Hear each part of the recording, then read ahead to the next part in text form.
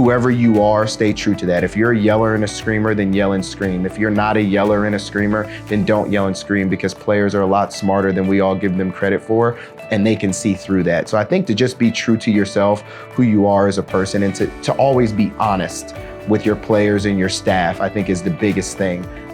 The job is hard enough, and to complicate it with other things and not being true to yourself and true for your team, I think makes it even more difficult.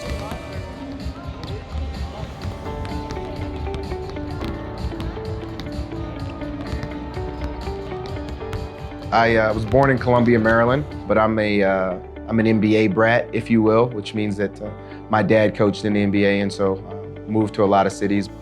Like a lot of kids growing up, I played multiple sports. My father, before he started coaching in the NBA, he played 11 years in the NFL for the New England Patriots and the Philadelphia Eagles. And so those two things, basketball and football, were always very present in my life growing up. But I decided my junior year in high school that I wanted to play football in college. I wanted to play both, but I wanted to take a football scholarship, which led me to go to Villanova.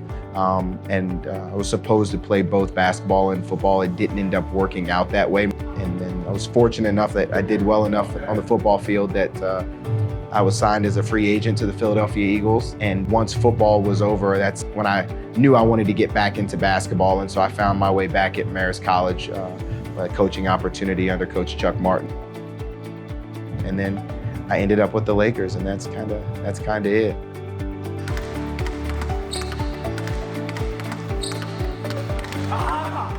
I started in the video room. I was given an opportunity to make good in the video room, and then I took the next task from there to get on the floor, where I was trusted to, work out with some of our players and help them develop. And from there, I was given scouts, and then from there, I was given advanced scouts to find my way back to, coaching and being behind the bench and having scouts and developing our players. So I think everything is just a process. And you have to be willing to go through each step of those, that process. You can't skip any steps. First memory of basketball was my father and my godfather, who's Bernie Bickerstaff, built a court in my backyard. And my godfather's the one that kind of taught me how to shoot.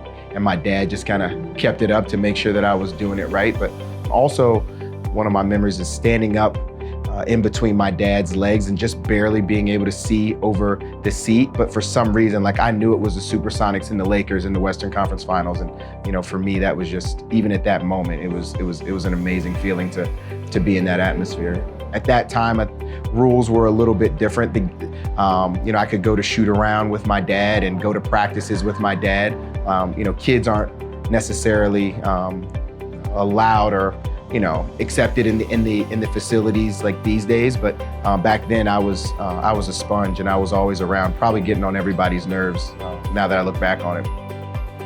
I'm an only child myself, and so I just wanted to be around them. I wanted to be around their conversations, and there's just so many moments, not one in particular, that they were having grown folks talk or business talk, and they just were like, just go ahead, go away, But it's kind of cool now that I've grown up and been in this business that you can hang around for those conversations, and no one's asking you to leave the table or leave the room.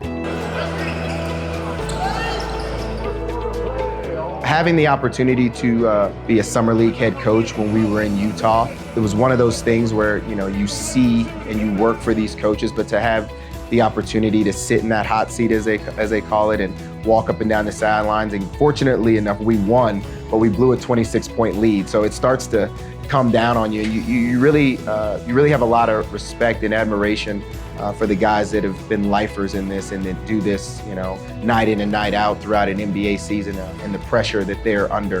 And I think it's even more credit to those guys' character that they're able to handle that type of pressure and still be really good men at the same time, and really good leaders and role models. And I have a lot of admiration for our coaches in this league.